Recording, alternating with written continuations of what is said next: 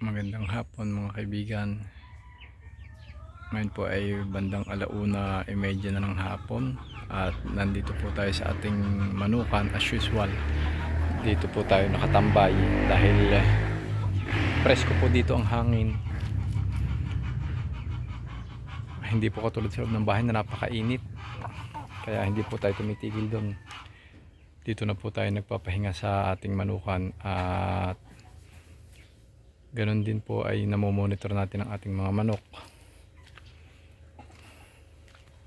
Napakaganda po ng panahon ngayon, napakainit at yan po ay kailangan din natin matapos ang napakahabang pag-ulan.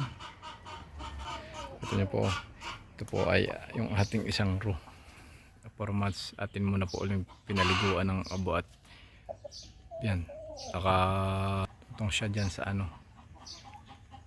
sa pinutol na puno ng santol. Laki po niya, 4 months and a half.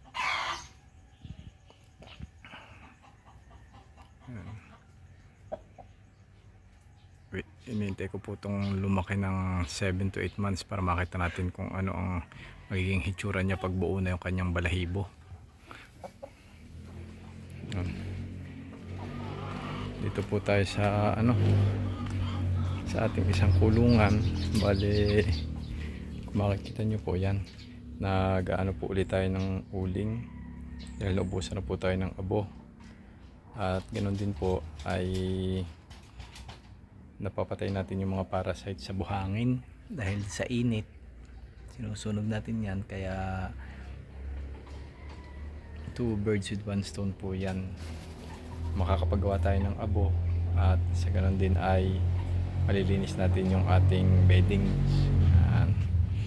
Nilipat po muna natin dito yung ating tatlong alaga, yung ating mga IG. Nandito po muna sila habang nililinis natin yung kanilang coop. At yun nga po pala, yung ating dalawang splash ay atin muna pong inilagay dito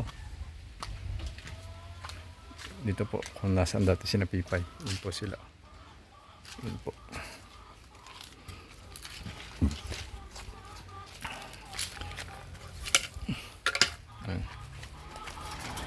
Yan, dito po muna sila. Yan, kita niyo po kung gaano sila kalaki.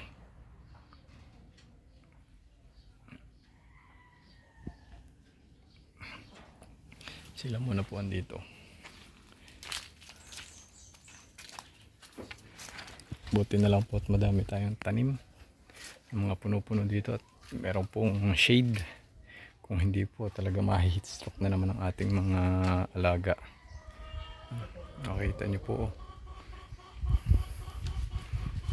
Bali, pinaligawan na po natin yung mga anak ni Mocha at ni Makoy. Bali, yung 3 hen. Ang natitira na lang po dito sa ating tangkal ay ito pong ating Rhode Island na hen na isa at saka yung ating IG na hen. Tapos yung dalawa nating native na anak din ni Makoy. Tapos yung isa natin na Runa Brahma at si Mocha. Yan. Yan na lang po natitira natin. Nandun pa rin po yung yung isa nating Rhode Island sa likod, yung maliit. Tapos ito po yung dalawa. Dito po sila. Nandito po yung dating ilan natin na malaki. Inihiwalay po natin dahil ang takaw po nung malaking hen, inuubusan po ng pagkain yung dalawang maliit. Kaya inihiwalay po natin. Yan po. Ito po yung row na pinakamalaki na na-produce natin at sariling produce po natin sa loob ng 2 years. Ito po yung masasabi kong pinakamalaki at pinakamaganda sa ating mga pasisiw. Bali po ito ay pasisiw ni tatay. Ito po ay ka-birthday ni tatay. Hatch po sila ng March 4. Tsaka ito po at tsaka yung 3 hen doon. Tapos nandito naman yung ating isang US Silky na partridge. Yan, nandito po. Ito pong mga nasa sakong ito ay mga buhangin pang tira, panglagay po natin sa bedding sheet. Ito po yung sinasabi kong isa pa pong Rhode Island natin na hen. Makikita nyo po dito ang dami pong bunga ng ating duhat. Yan, makita nyo po ang daming hinog. Ito, makapanguha na po ako dito kahapon, pero ang dami pa rin po. Manguha po ulit tayo. Dami dami pa rin.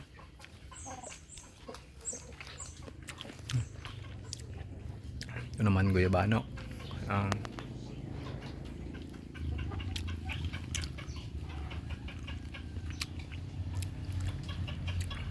Yan.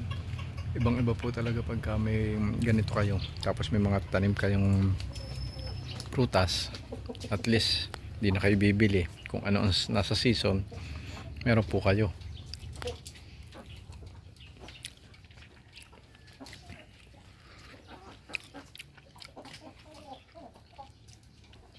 Nalapit na po matapos itong bunga ng ating aratilis. Hanggang September po mawawala na po ito sa sunod na po uling taon. Ito po kinakain po niya.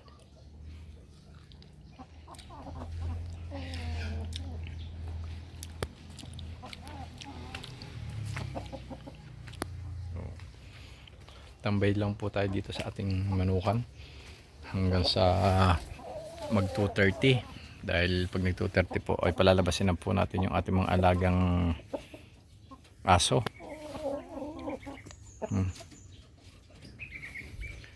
Po, napakalaki pong bagay yung pagtanim kayo ng puno, lalo na pag summer. Yan po magiging pananggalang nila sa init.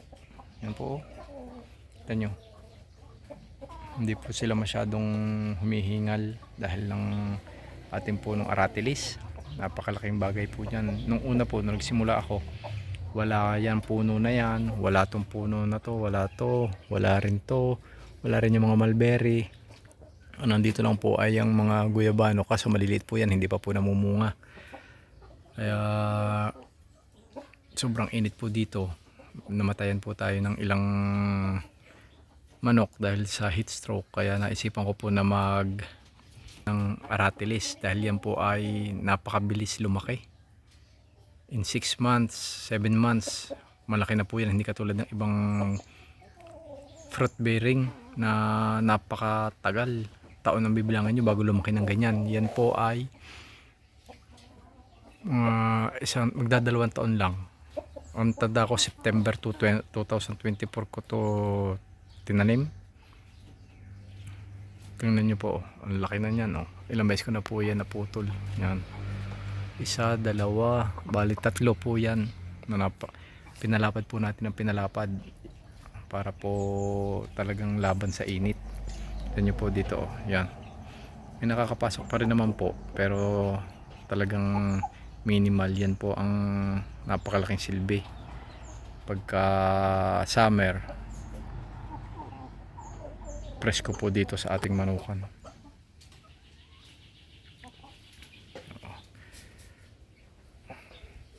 Bale, yan po muna, at tatambay muna po ulit tayo dito. Maraming salamat po. Ingat po ang lahat dun po sa mga parteng inuulan. Ingat po tayo. Sa nakita ko po ay bale bukas yata o sa Martes ay magkakaroon na lang po ulit ng ulan, at hindi pa rin po natin natatanggap yung ating shampoo. Sana po ay dumating bukas or sa Martes para magkaroon po tayo ng chance na na maliguan sila bago po dumating uli yung ulan. Baka tumagal na naman ng 1 linggo. Final na natin yung kanilang matanggal na po natin ang tuluyan yung kanilang parasites. So yan po muna, maraming salamat.